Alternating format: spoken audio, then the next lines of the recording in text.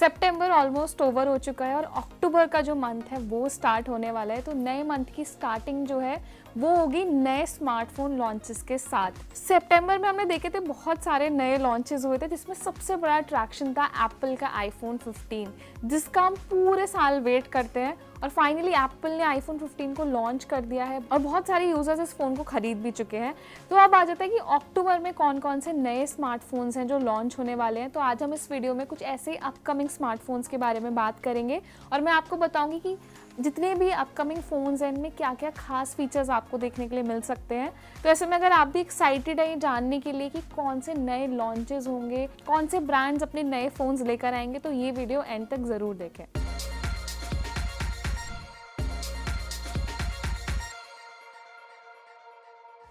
तो इस लिस्ट में कुछ स्पेशल स्मार्टफोन्स की बात कर लेते हैं। तो सबसे बड़ा हाईलाइट है गूगल पिक्सल 8 सीरीज़। जैसा कि गूगल अब हर साल अपनी नई फ्लैगशिप पिक्सल सीरीज़ लॉन्च करती है, तो कंपनी अक्टूबर के मंथ में इंडिया में अपनी पिक्सल 8 सीरीज़ लॉन्च करेगी।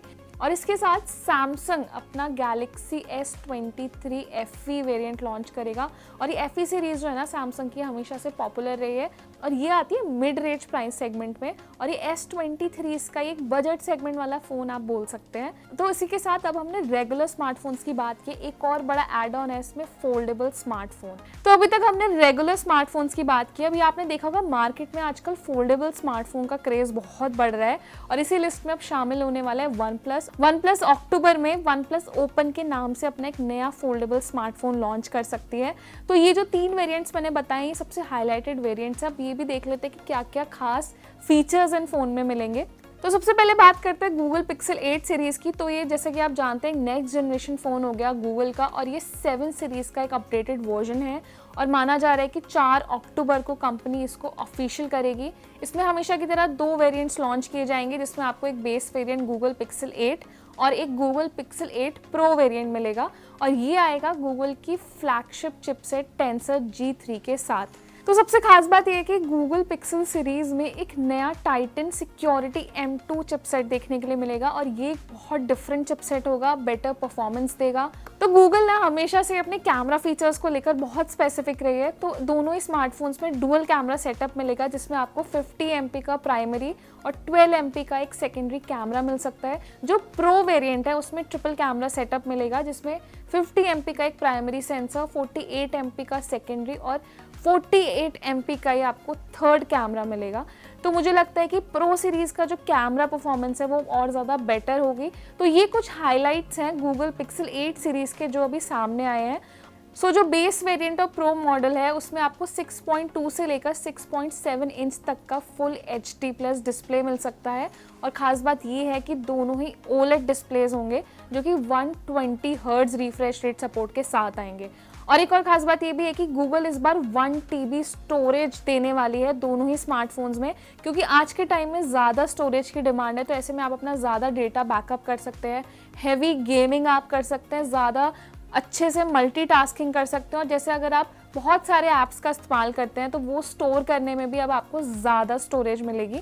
तो ये वो सारे फीचर्स हैं जो हमें अपकमिंग गूगल पिक्सल 8 सीरीज़ में देखने के लिए मिल सकते हैं।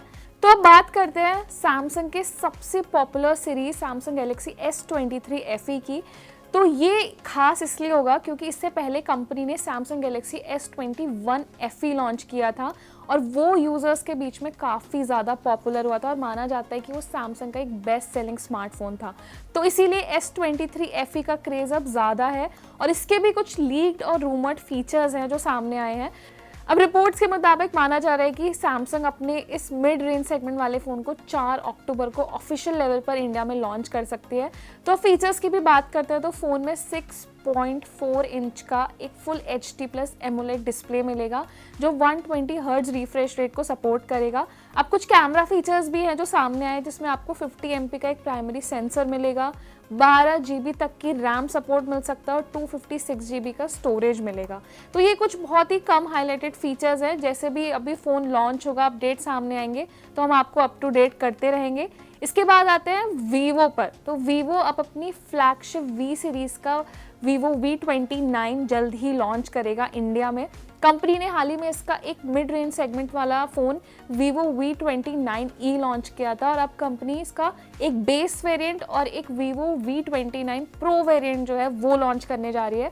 और यूज़र्स के बीच में इन दोनों स्मार्टफोन्स को लेकर बहुत ज़्यादा क्रेज़ है, क्योंकि Vivo V29 में कंपनी ने एकदम एक्सेप्शनल चेंजेस किए हैं, कर्व डिस्प्ले दिया है, फ़ोन बहुत स्लिम है, लाइट वेट फ़ोन है, देखने में बहुत ज़्यादा अट्रैक्टिव लुक दी गई है। तो अब देखना ये है कि बेस वेरिएंट और प्रो वेरिएंट में क्या क्या खास होगा, लेकिन बहुत सारे फीचर्स भी हैं जो सामने आए हैं।